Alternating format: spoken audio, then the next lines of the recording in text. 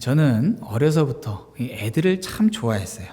그래서 뭐 교회에서 교사로도 섬겼고 어린이 이 전도사가 됐을 때도 어린이부를 정말 재밌게 또 즐겁게 섬겼습니다. 한 번은 이제 결혼하고 아직 아내 뱃속에 하은이가 있을 때였는데 같은 교회에서 동료 목사님의 아이들을 제가 참 예뻐했어요. 그중에 이제 둘이 있었는데 그중에 둘째가 갓난 애기였는데 다른 사람들한테는 이렇게 애가 막 울고 보채 그러는데 저한테는 빵긋빵긋 웃으면서 이게 제가 아이 좋아하는 걸 아는지 잘 반응을 하더라고요. 제가 참 예뻐했어요. 그래서 이제 돌이 되기 전인데도 엄마 아빠 없이도 제가 아이를 이제 돌볼 수 있을 정도로 저를 참 이렇게 좋아했는데 어느 이제 목사님하고 이런저런 얘기를 하는데 제가 아이를 예뻐하고 있는데 목사님이 이제 아이를 부르면서 얘야 이제 송 목사님이 너 예뻐해 줄 날도 얼마 안 남았다. 이제 끝이다. 저 집에 이제 애기 하은이 태어나면은 너도 이제 이 좋은 시절 끝났다 이러는 거예요. 저는 그때 그 얘기를 들으면서 에이 뭐 목사님 그런 말씀하세요. 내가 우리 아이를 얼마나 예뻐하는데 아시잖아요. 우리 뭐 애기 태어나면은 당연히 내 자식이니까 더 예뻐하겠지만은 아이고 그렇다고 해서 뭐 제가 이 아이를 사랑하던 마음이 어디 가겠습니까? 이랬죠. 근데 웬걸 우리 하은이가 딱 태어나는 순간 시선이 다른 데로 갈 수가 없어요. 그렇게 예뻐 보이는 애들이 갑자기 막 무감각한 것처럼 다 식어버리고 오직 하은이만을 향해서 막 마음이 쏟아지는 거예요. 그래서 야, 내가 그동안 아이들을 참 예뻐하고 사랑한다라고 생각했는데 정말 내 자식을 낳고 보니 내 자식을 향한 이 사랑은 내가 지금까지 살아오면서 경험해보지 못한 특별한 사랑이구나. 야, 이거 정말로 하나님께서 자녀를 낳으면서 경험하게 하시는 아주 특별한 것이구나 라는 것들을 알게 됐죠.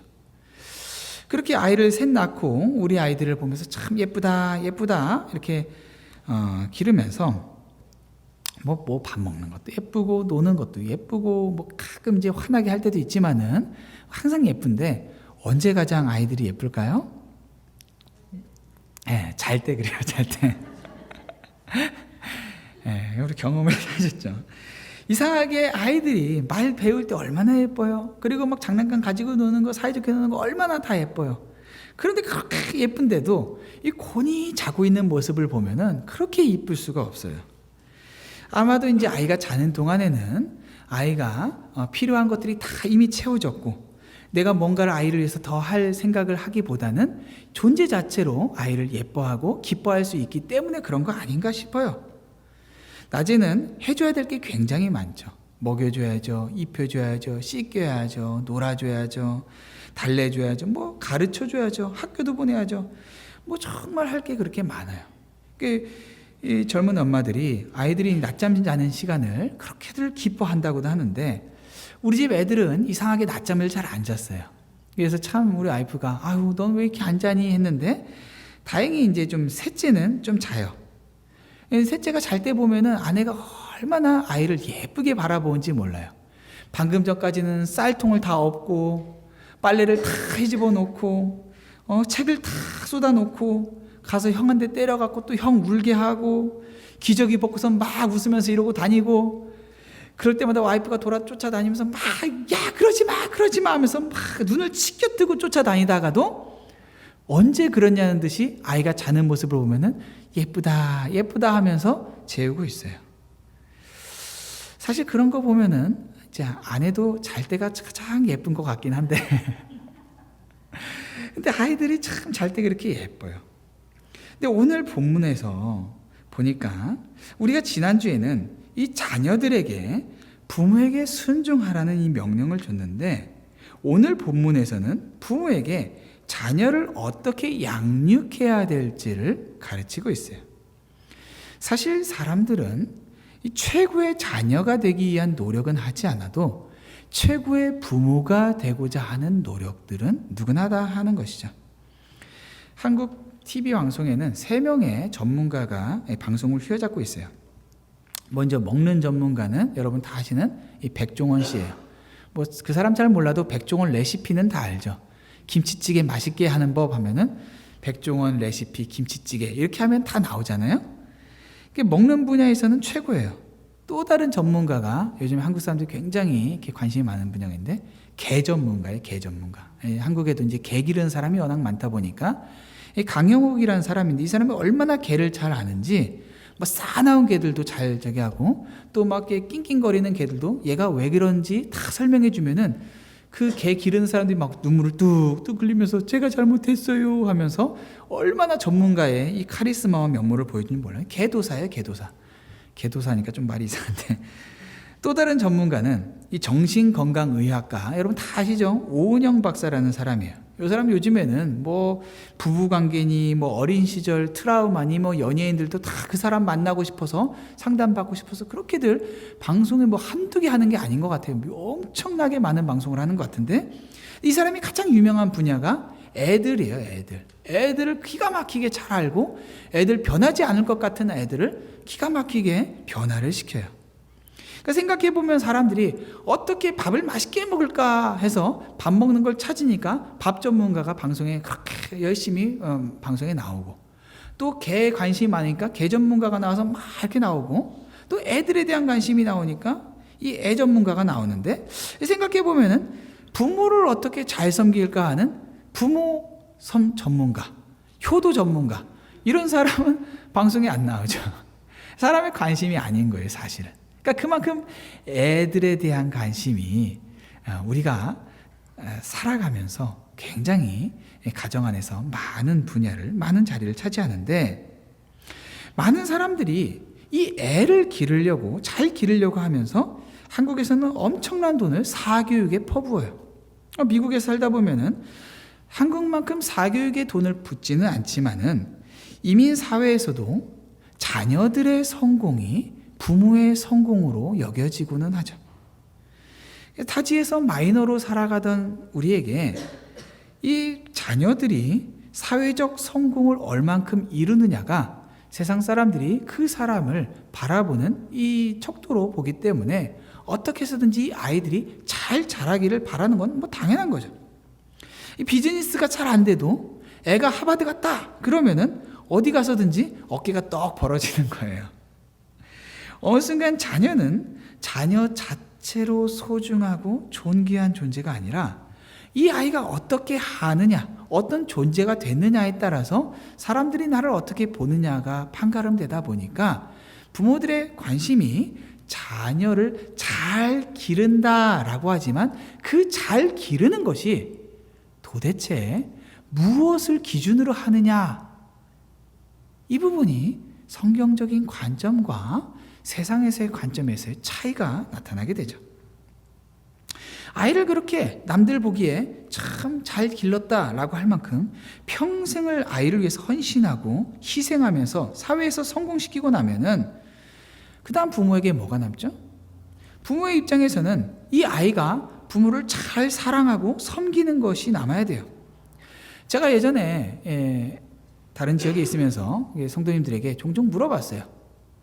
우리 아이의 성공을 위해서 이렇게 열심히 희생하고 헌신하시는데 만약에 아이가 조금 평범하거나 혹은 평범하고보다 조금 모자라서 버겁게 힘들을 그냥 남들처럼 그냥 그렇게 살아가야 되는 그런 삶을 살아가지만 아이가 부모를 참 사랑하고 공경하고 연락도 잘하고 사랑을 표현하는 그런 아이로 자라나는 것과 혹은 여러분이 지금 아이에게 원하는 대로 사회에서 정말로 상위 계급에 올라가서 모든 사람들이 부러워하고 경제적으로 풍요롭고 그 사람의 이름이 유명해지는 그런 아이로 자랐지만 막상 부모하고는 불편하고 전화 한 통도 잘 안 하고 만나기도 쉽지 않은 그런 자녀로 자라나는 것, 둘 중에 뭘 더 원하십니까? 라고 물었더니 뭐라고 할 것 같아요?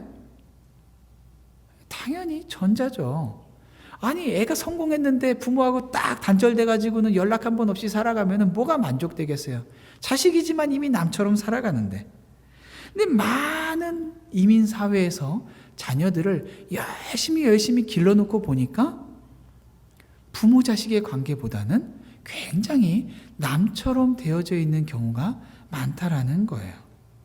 맹목적으로 성공을 추구하면서 살아왔는데 정말로 자녀 양육에서 성공이 무엇인지에 대한 생각을 하지 못하고 남들이 말하는 성공을 쫓아왔더니 남는 게 깨어진 가정, 혹은 깨어진 관계, 혹은 병든 아이, 정신적으로, 정서적으로 그렇게 아픈 아이, 이런 것만 남았다라는 경우가 굉장히 많다라는 거예요.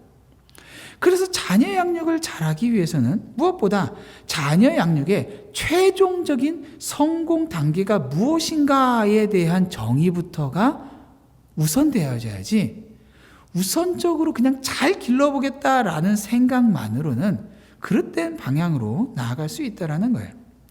이런 부분에서 세상의 컨설팅이니 교육이니 프로그램이니 이런 것들은 어느 정도 도움은 될 수 있겠지만 결정적인 부분에서 최종적인 목표라고 하는 부분에서 이 성경적인 우선순위를 놓치기 때문에 우리가 붙잡기에도 우선순위가 될 수는 없다는 거예요. 그러니까 오늘 본문에 자녀 양육을 어떻게 해야 할지 짧지만 분명하게 말하고 있어요. 오늘 본문은 먼저 이르기를 아비들아라고 시작되고 있죠.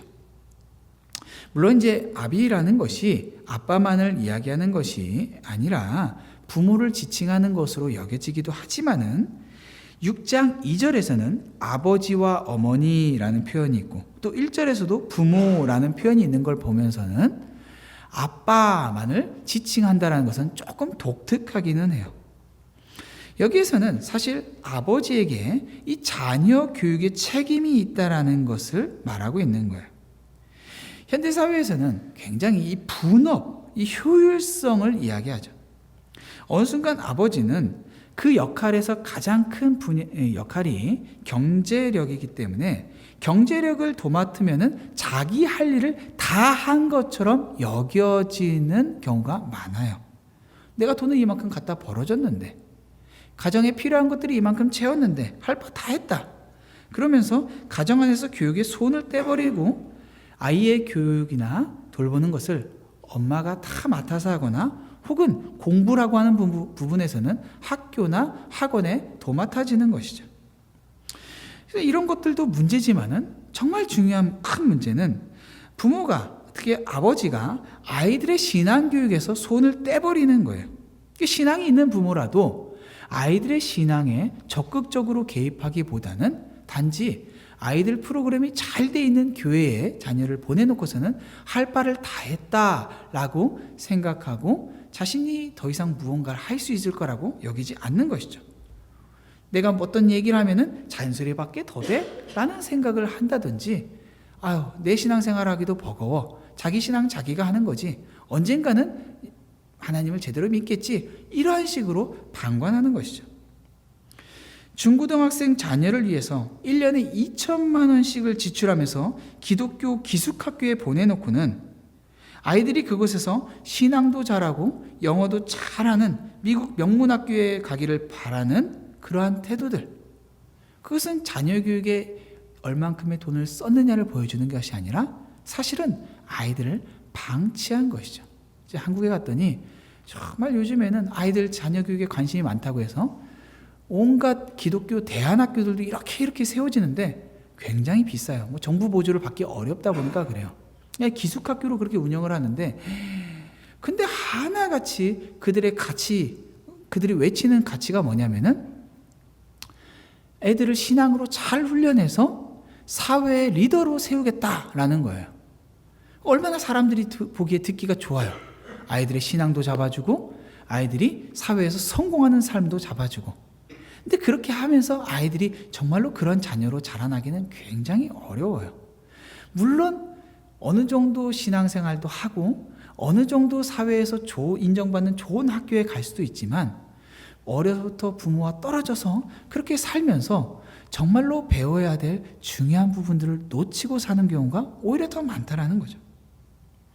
부모의 역할은 양육과 교육이에요. 오늘 본문에서 4절 마지막에 양육하라 라고 되어 있는 이 단어, 양육하라는 것은 장성하기까지 기른다라는 뜻이에요. 자양분을 준다는 거예요. 식물을 기르면서 이 식물을 갖다가 내가 물을 이만큼 줬으니까 일주일 동안, 한 달 동안 물을 주지 않아도 돼 하면 어떻게 돼요? 죽는 거예요. 자녀에게 필요한 것은 한 번에 무언가를 팍딱 부어놓고서는 그냥 두는 것이 아니라 매일매일 같이 세심하게 관심을 두고 아이가 어떻게 자라고 있는지 살펴야 돼요. 그리고 또 다른 뜻은 가르치고 길들이고 교육한다라는 뜻이에요.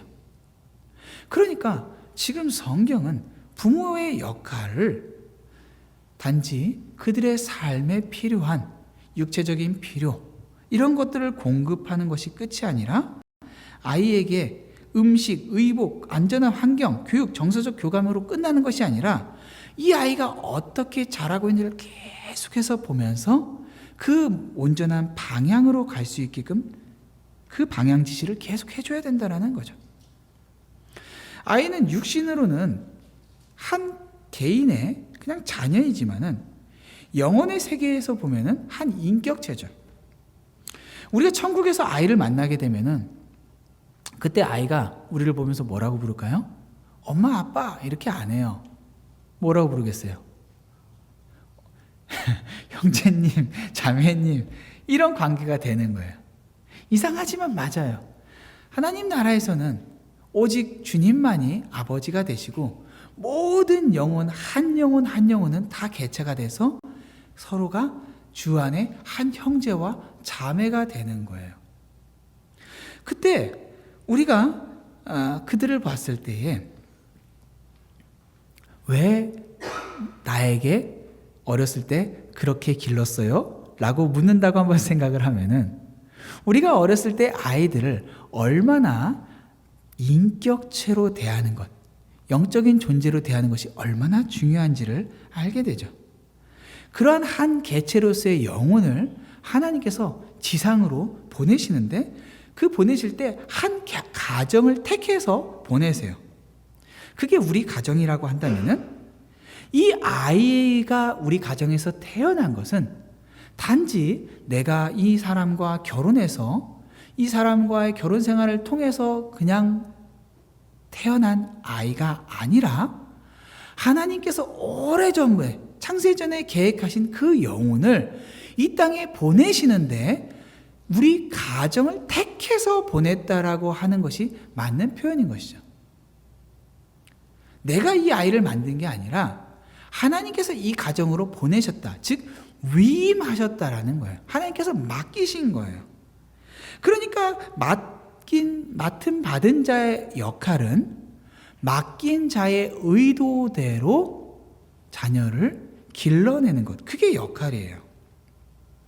그러한 책임을 맡은 것이 1차적으로 아버지고 부모라는 거죠. 만약에 부모가 아이에게 음식을 먹이지 않고 굶긴다면은 사회적으로 지탄의 대상이 되고 또 구속이 되겠죠. 그런데 만약에 아이에게 하나님께서 주신 그 역할, 그 아이가 하나님을 아는 자녀로 하나님의 백성으로 자라나도록 그 가정에 보내셨는데 부모가 그 역할을 하지 않고 있다라고 한다면, 근데 많은 사람들이 심지어 교회 안에서 신앙생활을 잘하면서도 아이를 먹이고 교육하고 하는 것은 안 하면은 큰일 나는 것처럼 생각하지만 매일매일 자녀에게 신앙교육을 하고 자녀에게 나에게 맡겨진 그 역할을 감당하는 것을 하지 않는 것은 그렇게 급하거나 중요한 것이라고는 생각하지 않는 경우가 굉장히 많다라는 거죠. 제가 어렸을 때 생각해 보면은 우리 집은 굉장히 철저했어요. 이 부분에서 1년에 365일을 가정 예배를 드리면서 매일 말씀과 기도로 훈련을 하는데 사실 어렸을 때는 지겨울 정도였어요. 너무 반복되다 보니까 아버지가 부르면은 오늘 시간은 패스했으면 좋겠다. 오늘은 드라마를 좀 같이 보면서 좀 놀면 안 될까? 근데 여지없는 거예요. 아버지가 사주신 그 성경 만화책 지금 생각해 보면은 다 아직도 그것들이 기억이 나요.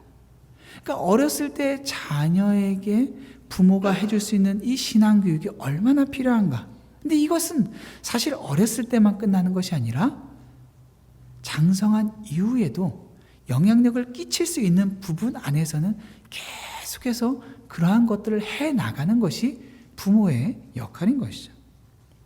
근데 이 부모의 역할을 이야기하면서 너희에게 그런 역할이 있다. 너희가 이걸 우선순위 해야 된다. 라고 하면서 첫 번째로 주는 자녀 양육의 지침이 하지 말라가 먼저 나와요. 하지 말라. 뭐예요? 자녀를 노엽게 하지 말라는 거예요. 해야 될 것보다 하지 말아야 될 것을 먼저 말한다라는 것은 이것을 많은 사람들이 하고 있고 이것 때문에 자녀 양육에 문제가 생기고 있다라는 것을 나타내고 있죠. 즉 많은 부모가 아이를 노하게, 화나게 만든다라는 뜻이에요. 근데 많은 부모가 자녀를 노하게 했다라는 사실을 잘 몰라요. 항상 어떻게 생각해요? 이 자식이 나를 화나게 해. 청소하라는데 청소를 이렇게 안 해. 양말을 여기다 벗어놓지 말랬는데 꼭 여기다 벗어. 지각하지 말랬는데 꼭 지각을 해. 하지 말라는 것들을 하면서 나를 화나게 하고 정말로 이 녀석이 그냥 나를 이렇게 힘들게 해라는 걸 생각하면서 내가 자녀를 어떻게 화나게 했을까에 대해서는 사실은 생각을 안 하는데 제가 어린이 사역을 해보고 청소년 사역을 하면서 발견한 사실은 부모들이 정말 자녀를 모른다라는 거예요. 몰라요. 제가 아이들을 그 부모보다 더 남의 자식들을 그 부모보다 더 사랑할 수는 없지만은 이 아이들이 종종 부모에게 이야기하지 못하는 속마음들을 저에게 와서 다 풀어내요. 왜 그럴까요? 아이들도 알아요. 제가 사랑하지만 부모보다 사랑할 수 없다는 거 알아요. 부모가 자기를 사랑한다는 것도 알아요. 그런데 아이들이 마음을 열고 얘기를 못해요. 부모에게 이미 마음이 닫혀버린 거예요. 부모가 아이들을 화나게 했다라는 거예요. 노하게 했다라는 거예요. 이미 아이의 마음이 닫혔기 때문에 그 닫힌 상태로 대답하고 닫힌 상태로 반응하면은 부모들은 종종 우리 아이는 원래 저래. 원래 말도 안 해. 원래 퉁명스러워. 이렇게 말하죠. 근데 사실 그게 아니라 아이들의 마음이 닫힌 거예요. 한번 생각해 보세요. 아이들이 사춘기가 되기 전 어렸을 때도 그렇게 엄마에게 아빠에게 말을 안 하던가요? 말하기 시작하면 얼마나 많은 일들이에요. 알았어 이제 그만 좀 해 라고 해도 가속 쫓아와요. 저리 가 있어 해도 와서 말을 해요. 그만 좀 해. 안기고 뽀뽀하고 말하고 그랬던 아이가 어느 순간 멀어지고 속마음을 얘기 안 하고 괜찮아요. 내가 알아서 할게요. 그런데 그 이야기들을 누군가 다른 사람에게 가서 이야기하고 눈물을 흘린다라고 한번 생각해 보세요. 왜 그럴까요?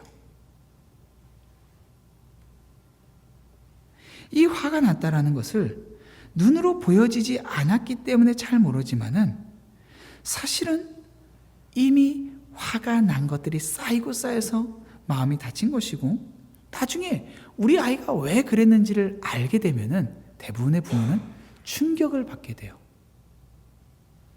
그래서 저도 그런 것들을 경험하다 보니까 우리 아이들이 어리지만은 그런 생각에 자주 물어봐요. 한이는 언제 가장 속상해? 언제 아빠 때문에 화가 나? 언제 가장 기뻐? 의도적으로라도 계속 한 번씩 물어봐요. 그렇게 하지 않으면은 아이가 언제 나에게 속상하고 나는 알지 못하는 내 나쁜 습관이나 이런 것들이 아이의 마음을 닫을지 모른다라는 생각에 아이를 계속해서 알고자 한다라는 것이죠. 그렇게 해도 완벽하게 할 수 없어요. 많은 아이를 다루는 전문가들, 오은영 박사 그런 사람들조차도 지금 자신이 젊었을 때 아이들을 제대로 기르지 못했다라고 후회를 하는 모습을 발견한다라는 거예요. 아이를 알기 위해서 노력해야 돼요. 그러니까 아이를 안다라고 생각하는 게 사실 너무 위험해요. 그러니까 아이들이 울거나 화가 난 모습을 보면은 많은 사람들이 너 왜 이런 것 가지고 울어? 너 이런 거 왜 이런 것 가지고 화를 내? 라고 말하는 거예요. 근데 아이에겐 그게 너무 소중한 거예요. 아이는 자기가 색종이를 하나 붙이다가 이게 붙지 않았을 때 울고 있을 때 너 왜 그런 것 가지고 울어? 라고 말할 게 아니라 너가 손을 이렇게 써서 너 능력으로 이걸 하고 싶은데 잘 되지 않아서 속상하구나. 이 말 한마디면 아이는 마음이 풀리는데 그렇게 하지 않는 거예요. 아이가 직장 생활하면서 뭔가 어렵고 지치고 사람과 대인관계에서 어렵고 다 나름의 이유가 있어요. 그런데 그 이유를 알아주려고 하지 않고 이해하려고 하지 않고 거기다가 훈수를 두고 너 왜 이렇게밖에 못해? 너 이거 할 수 있는 거 아니야? 남들은 다 이렇게 하는데 라고 하는 말들은 아이들을 노하게 한다라는 거예요. 노하게 하는 게 항상 겉으로만 나타난다면 쉽게 알아채겠지만은 그렇게 되지가 않아요. 골로새 3장 1절은 아비들아 너희 자녀를 노엽게 하지 말지니 오늘 말씀과 똑같은 말씀을 하는데 그 이유를 설명하는데 뭐라고 하냐면 낙심할까 하노라. 이래. 낙심할까 함이라. 노하면은 낙심한대요. discourage 되고 마음을 잃는다라고 이야기하고 있어요. 여러분 노했을 때는 우리가 하는 것처럼 겉으로 화를 내는 모습처럼 보여지지만은 그것보다 더 무서운 모습은 낙심하는 거예요. 말이 안 나와요. 난 안 돼. 혹은 우리 부모는 내 얘기 듣지 않아. 잘하고 싶은 마음도 있고 부모가 나를 사랑한다는 마음도 알고 있지만은 그 관계를 개선시키는 게 불가능하다라고 생각하는 거예요. 속 얘기를 안 하죠. 작년에 제가 몇 번 얘기했는데 작년에 한국에 갔을 때 저에게 정말 큰 사건들은 제가 2달 동안 한국에 있으면서 사람들을 만나고 맛있는 걸 먹고 설교를 하고 이런 것보다 저에게 가장 깊은 인상을 남겼던 것은 하성이가 이전과 달라졌다라는 거예요. 우리 둘째 아이가. 당시에 3살밖에 되지 않은 아이였어요. 그 어린아이가 한국에 방문하기 전에는 그렇게 말을 잘 들었어요. 얼마나 사랑스럽게 모든 것 하나하나 하는 행동 하나가 예의 바르고 착하고 공손하고 순종적이었는지 몰라요. 그런데 한국에 방문해서 이 아이가 좀 갑자기 이상하게 반응을 하는 거예요. 밥을 먹는데 밥을 안 먹고 그렇게 밥을 잘 먹던 아이가 밥을 안 먹고 빈둥빈둥 대요. 할아버지 할머니가 그 모습을 보면서 얘야 밥을 먹어야지 안달이 나서 밥을 먹이려고 하는데 안 먹어요. 기저귀를 그때까지 못 대고 있었는데 그 모습을 보면서 아직까지 기저귀를 못 대라고 하는 말들을 하세요. 그러니까 아이는 계속 스트레스를 받는 것처럼 보여져요. 애가 계속해서 말을 안 듣고 뭔가 삐뚤어지는 모습을 보여주면서 저도 안에서 화가 나기 시작해요. 이 녀석 왜 이렇게 말을 안 들어? 하면서 꾸짖기 시작했어요. 그런데 아이가 이제 한국에 방문한 김에 이제 한국에서는 이제 아이가 국적이 2개다 보니까 한국 국적을 가진 사람들은 또 이 여권을 또 따로 한국 것도 만들어야 된다 그래서 한국 여권을 만들어 주겠다고 제가 뭐 집에서 사진을 좀 찍어 주려고 사진을 찍는데 이 녀석이 야 이제 아빠가 사진 찍어 줄 테니까 머리 이렇게 단정하게 하고 잘 서봐 아빠가 사진 찍을 가만히 있어 사진 찍는데 얘가 사진 찍으려면 왜 이렇게 하고 사진 찍으면 이렇게 하고 이상하게 하는 거예요. 이 녀석도 아빠 그만 아빠 이거 중요한 사진이야 이거는 이렇게 찍으면은 사진 이거 못 써 아빠가 이렇게 하라고 해서 가만히 있으니까 찍으라 하는데 하면서 온갖 기괴한 표정과 막 우는 표정 아무튼 막 기분 안 좋은 걸 팍팍 티를 내는 거예요. 몇 번 경고를 했어요. 그만 너무 화가 나서 이놈식 안 되겠어 이리 와 해갖고는 엉덩이를 때려줬어요. 애가 울었어요. 아빠 말을 왜 이렇게 안 들어? 너 사진 찍고 오늘 할 일도 많은데 바쁘게 어디 가야 되는데 왜 이렇게 말 안 듣는 거야? 가만히 있어 하고 사진을 딱 찍었죠. 애가 울다가 사진을 찍었으니까 어떻게 했어요? 표정이 아주 그냥 뭐 그래도 어쨌든 사진을 찍고 뭐 이제 준비를 했어요. 마음이 너무 속상해서 애가 왜 이렇게까지 변했지? 그래서 심지어는 제가 아이를 데리고 소아과에 가서 한번 상담이라도 받아볼까까지도 생각을 하고 있었어요. 그런데 이제 며칠 후에 제가 가족들 다 자고 있는데 혼자 거실에서 이렇게 말씀을 보고 있는데 갑자기 기도가 나와서 기도를 하는데 갑자기 하성이 사진이 하나 보고 싶은 거예요. 그 핸드폰을 딱 꺼냈죠. 사진을 이렇게 보는데 제가 며칠 전에 하성이를 엉덩이 때리고 나서 찍었던 그 사진이 딱 나오는데, 와, 갑자기 그 사진을 보는데 왈칵 눈물이 쏟아지는 거예요. 그러면서 어떤 생각이 드냐면은, 아이가 너무 많이 변했다라고 생각이 들면서 마치 아이를 잃어버린 것 같은 생각까지 들더라는 거죠. 마침 그 전날 밤에는 제가 잠을 자면서 아이를 길에서 잃어버리는 꿈을 꿨어요. 그러니까 아이에 대한 스트레스가 굉장히 많이를 받고 있었던 거예요. 그런데 갑자기 제가 아이를 보면서, 야, 내가 3살밖에 안 된 아이, 내 뜻대로 되지 않는다고 해서 내가 이렇게 힘들어하고 이렇게 고통스러워하는데, 나중에 이 아이가 사춘기가 되고 작년이 되면서 내 뜻대로 되지 않으면 정말 힘들겠구나 라고 하는 생각이 오면서 너무 아이가 낯설다라고 느껴졌어요. 근데 그때 울면서 주님 앞에, 주님, 아이가 왜 이럽니까? 한국에 온 것이 잘못된 것이었습니까? 뭐 기저귀 이런 얘기들 하는 게 아이에게 너무 스트레스를 준 겁니까? 주님, 너무 괴롭습니다. 이전에 아이의 모습을 되돌려 주셨으면 좋겠습니다. 그 모습이 너무 보고 싶습니다. 밝게 웃고 내 말을 잘 듣던 그 아이의 모습이 너무 그립습니다. 그렇게 울고 있는데 갑자기 주님의 마음이 확 느껴지면서, 얘야, 나는 너를 많이 기다려줬고 나는 너가 하지 못하는 것들도 인내하고 용납해줬는데 너는 왜 이렇게 아이를 견디지 못해하니? 라는 그런 마음이 제 안에 느껴지는 거예요. 그러니까 순간 갑자기 제 마음 가운데 너무 부끄럽기도 하고 주님 앞에 나의 모습이 어떠한지 선명하게 비춰지기 시작하면서 아이에게 내가 하고 있는 행동이 하나님께 받은 그 은혜를 생각해 볼 때 너무 어울리지 않는 그릇되고 잘못된 기대와 행동 태도라는 것을 알게 된 거예요.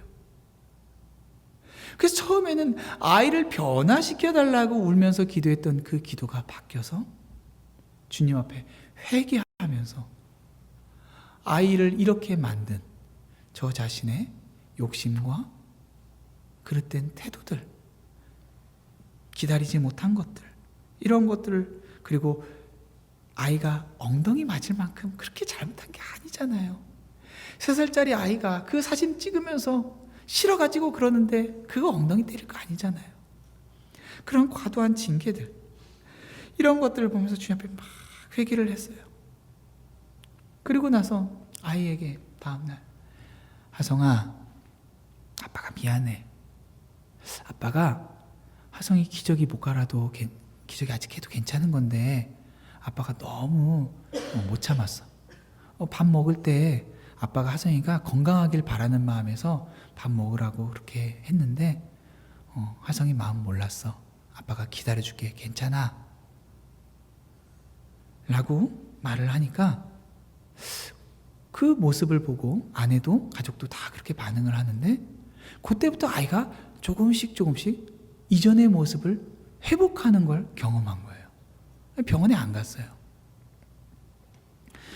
부모의 과도한 기대가 너무 크니까 아이가 천재 같고 아이가 너무 똑똑해서 뭔가 더 잘할 거라고 하는 기대감이 있었더니 그 기대감이 채워지지 않으니까 아이에게 화를 내고 그 화가 아이가 오히려 더 화나게 만드는 거죠. 아이를 향해서 과도한 징계를 해도 그렇고, 아이를 어떻게 아이에게 부모의 본을 보여지지 않으면서 이렇게 살아라 라고 하면은 아이가 본을 보지 못했는데 어떻게 그렇게 살아갈 수가 있겠어요? 그런 것들은 다 아이를 낙심하게 만드는 거예요.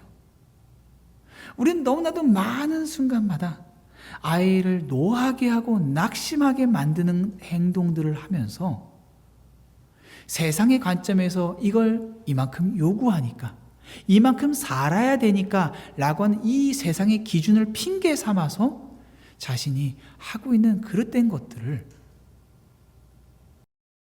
지나쳐 간다라는 거죠. 그래서 어떻게 해야 돼요? 노하게 하지 않고 낙심하게 하지 않았다면 어떻게 해야 돼요? 주의 훈계와 주의 교훈과 훈계로 양육하라는 거예요. 한국어 성경에는 번역이 조금 애매한데 주의 교훈이라고 했더니 이 교훈이라는 단어가 사실은 훈계가 더 어울리는 말이고요. 훈계라고 번역된 단어는 경고나 교훈이라는 말로 쓰기에 조금 더 적절해요. 이 교훈이라고 쓰여진 이 훈계라는 뜻은 여기에 징계라는 뜻이 같이 있어요. 그래서 하나님께서는 자녀들이 하나님께로 돌아오게 하기 위해서 징벌을 사용하시죠. 히브리서 12장 5절 6절에서는 아들들에게 권하는 것 같이 너에게 권면하신 말씀도 잊었도다. 일러스되 내 아들아 주의 징계하심을 경히 여기지 말며 그에게 꾸지람을 받을 때에 낙심하지 말라. 주께서 그 사랑하신 자를 징계하시고 그가 받아들이시는 아들마다 채찍질 하심이라 하셨으니 아이를 노엽게 하면 낙심시키지 말라고 했잖아요. 그런데 낙심을 두려워해서 교훈과 징계를 주지 않는 것은 어리석은 거죠. 하나님은 그 사랑으로 말미암아 자녀를 징계한 것처럼 부모도 자녀를 사랑으로 징계해야 돼요.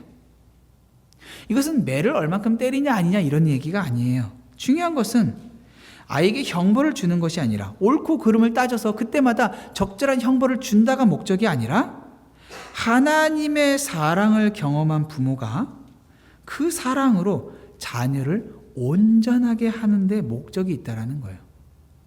너 이거 이렇게 했으니까 이만큼 맞아야 돼. 너 이만큼 했으니까 이런 벌을 받아야 돼. 이게 아니에요. 중요한 것은 이 아이에게 어떠한 것이 하나님의 사랑을, 하나님의 뜻을 알게 할 것인가라는 것이죠. 그러면서 교훈과 훈계가 주어져야 되는데, 여러분 생각해 보면은 사람들이 교훈과 훈계를 주는 경우가 대다수의 가정에서 한번 생각해 보세요. 언제 여러분이 아이들에게 교훈과 훈계를 많이 줘요? 나쁜 습관을 가지고 있을 때, 공부를 잘 안 할 때, 사회에서 성공하지 못하는 잘못된 길을 걸어갈 때, 학교를 빠질 때, 이럴 때 훈계를 더 많이 하세요? 아니면은 애가 교회를 안 갈 때, 신앙생활을 제대로 안 할 때, 그럴 때 교훈과 훈계가 더 많이 들어가요. 많은 경우에는 아이들에게 교훈과 훈계를 주는 이 상황이 신앙이 아닌 세상의 기준에 흡족하지 못할 때 주는 훈계와 교훈이 더 많다라는 거예요. 근데 중요한 것은 이 지향점, 훈계와 교훈이 어디를 향해요? 주의 교훈과 훈계. 이 교훈과 훈계는 결국 그리스도를 향하고 있다는 거예요. 아이에게 매를 대느냐 아니냐가 아니라 아이가 자녀답게, 그리스도의 자녀답게 가고 있느냐 아니냐, 그것을 위하여서 필요한 것이냐 아니냐, 이 적극적인 참여가 요구된다라는 거죠. 이전에 한국에서 어느 가정을 방문했는데 담소를 나누다가 이제 외식을 하기로 하고 차를 타고 이동을 하는데 그 집 아이가 우리 하은이랑 같은 차를 타고 싶다고 해서 같은 차를 타고 아이만 우리 차에 타고 이동을 하는데 식당으로 이동하고 있는 중에 이 아이가 갑자기 저에게 질문을 해요. 목사님, 초등학교 1학년짜리 아이인데 도둑질하면 지옥 가요? 이런 묻는 거예요. 질문이 조금 이상하잖아요. 왜 그런 생각을 했어? 물었더니 아이가 하는 말이 사실은요, 제가 오늘 문방구에서 뭘 하나를 훔쳤다는 거예요. 그랬어? 어떻게 됐어? 그 문방구 주인이 그걸 발견해서 엄마를 불러서 엄청 혼났다는 거예요. 근데 엄마가 이제 아이를 혼내면서 엄마 아빠가 너무 놀랬겠죠. 사실 이렇게 그런 경험, 아이들이 그럴 수도 있어요. 근데 그런 것들을 경험하지 않은 상태에서 처음 그런 걸 경험하면 얼마나 놀랬겠어요. 부모 입장에서는 당연히 그렇게 해서는 안 되고, 또 바늘도둑이 소도둑된다 생각하니 얼마나 무섭게 애를 다그쳤는지 몰라요. 그러면서 이제 너 이놈 자식, 도둑질 얼마나 무서운데, 도둑질하면 지옥 가는 거야 하면서 아이를 막 훈계를 했어요. 여러분, 도둑질하면 지옥 갑니까? 어떻게 대답하느냐에 따라서 또 대답이 참 어려울 수 있죠. 죄는 죄는 우리를 지옥으로 끌고 가지만 도둑질을 하는 죄가 우리를 지옥으로 끌고 갔다라기보다는 죄인으로 태어나 지옥으로 갈 수밖에 없었던 운명인 우리기에 도둑질인이 온갖 종류의 죄를 짓고 그 지옥으로 갈 운명을 사실은 그 죄들은 증명하는 거라고 보는 게 맞아요. 그 죄 하나가 그를 지옥으로 끌고 간다는 게 아니라 아담과 하와의 범죄 이후로 우리는 존재적인 죄인이고 그 존재적인 죄인이 열매로 맺은 것이 거짓말이니 도둑질하는 거니 이런 것들이에요. 그러니까 사실은 거짓말하면 지옥 가라고 하는 것은 하나님에 대한 오해를 불러일으킬 수가 있어요. 아이 수준에 맞게 설명을 해주세요. 얘야, 우리는 사실은 하나님 앞에 태어날 때부터 죄인이야. 그래서 너가 도둑질해서 지옥을 가는 게 아니라 너가 지옥에 갈 수밖에 없는 정말로 그런 불쌍한 사람이었는데 하나님이 어떻게 하셨지? 아들 예수님을 보내셨잖아. 너를 위해서 십자가에 죽으셨잖아. 너의 그 죄를 해결하셨잖아. 그래서 우리는 이제 그런 죄를 짓지 않고 하나님께서 우리에게 그 사랑을 주신 것처럼 그렇게 어울리는 삶을 살아가는 거야. 너 도둑질했다고 지옥 가는 거 아니야. 하지만 그렇게 도둑질해서는 안 되는 거야. 라고 아이에게 가르쳤어요. 아이가 그때 마음에 평안을 누리는 걸 봤어요. 그리고 이제 부모와 얘기를 했죠. 이런 얘기를 했습니다. 그때 하는 말이, 아니, 아이에게 이 시대는 죄에 대해 너무 가볍게 생각하고 아이가 도둑질하지 않게 하기 위해서 이렇게 강력하게 이야기하는 게 난 필요하다고 생각합니다. 라고 말하는 거예요. 그럴 수 있죠. 도둑질을 못하게 하는 부분에서는 효과적이죠. 지옥으로 무섭게 하는 거. 도둑질 했는데도 지옥 안 가고 천국 간다. 이렇게 말하면 그러면 신나갖고 도둑질하는 그런 아이가 생길 수 있다고 생각하는 거잖아요. 근데 이 복음에 대한 오해예요.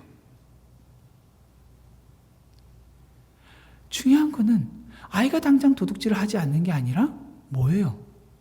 하나님에 대한 오해를 하지 않는 거예요. 아이는 만약에 도둑질하면 지옥 가라는 생각을 하고 도둑질을 안 하게 됐다면 그 위에 아이의 삶은 어떻게 되겠어요? 지옥 가지 않기 위해서 도둑질하지 않고, 지옥 가지 않기 위해서 거짓말하지 않고, 지옥 가지 않기 위해서 남들 보기에 바른 삶을 추구하면서 살아갈 거예요. 그런 삶에는 하나님의 은혜가 들어설 공간이 없어요. 지옥 가지 않는 이유는 내가 도둑질하지 않았기 때문에 지옥을 가지 않는 것이지, 하나님께서 그런 나를 용서하셨기 때문에 주어지는 그러한 하나님의 은혜는 없다라는 거예요.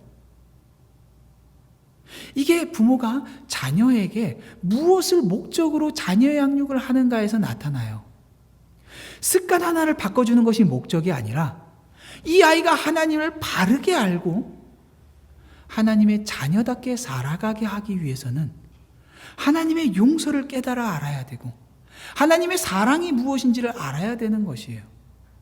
그래서 자녀에게 교훈과 훈계로 양육하기 위해서는 먼저 부모가 그 삶에서 하나님 아버지의 주의 교훈과 훈계가 자신에게 주어졌어야지만이 아이에게도 주의 교훈과 훈계를 줄 수가 있는 거예요.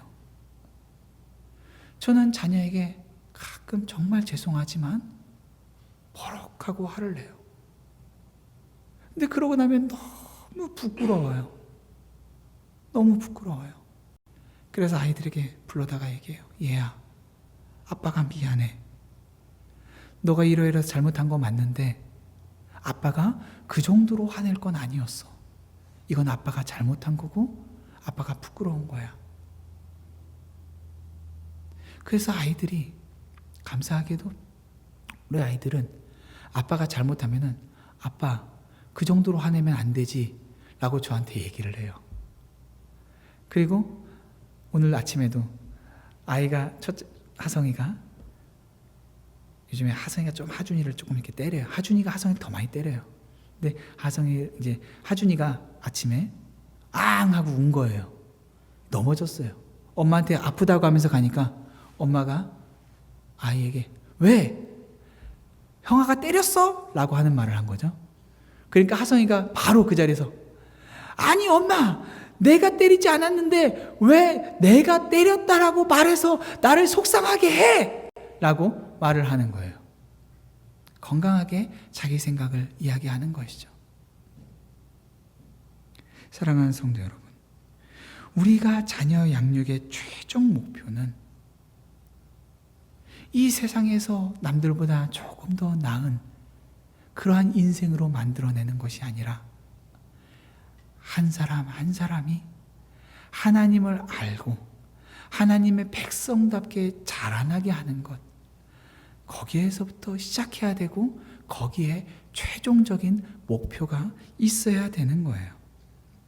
성경이 가르치는 자녀 양육은 세상에서 어떻게 아이를 통해서 나의 목표를 이룰까가 아니라 어떻게 하나님의 목표를 이룰까에 있어요. 누가 이런 걸 할 수 있나요? 이 본문은 믿지 않는 모든 사람들을 향한 공통의 통상적인 일반적인 자녀 양육이 아니에요. 이것은 오직 그리스도인들만 가능한 그리스도인들에게 주어지는 명령이에요. 왜요? 주의 교훈과 훈계는 오직 그것을 체험하여 경험한 그리스도인들만이 가지고 있기 때문이죠. 그것을 아는 사람, 자녀가 있건 없건 우리가 그것을 알고 그러한 마음으로 자녀를 기르고자 하고 교회를 섬기고자 할 때에 우리의 마음을 주 앞에서 또한 주님의 교훈과 훈계를 추구하면서 우리에게 허락되어진 헌신, 양육, 교회에서의 자리, 가정에서의 자리, 모든 자리를 통하여서 오히려 더욱 주님을 알아가고 주님과 더욱 깊은 관계를 맺을 수 있는 것이죠. 오늘 말씀을 묵상하면서 우리의 가정 안에 문제가 있었던 자녀 양육의 자리가 있었다면 돌이키고 용서를 구할 것이 있다면 용서를 구하고 바르게 제자리를 잡아서 하나님께서 우리에게 주신 주의 교훈과 훈계로 자녀들을 가르치고 또 우리가 그렇게 자라나면서 하나님께서 기뻐하시는 한 영혼을 살리는 사역에 우리의 삶이 우리의 인생이 쓰임받는 그러한 성도 여러분 되시기를 주님의 이름으로 축원합니다.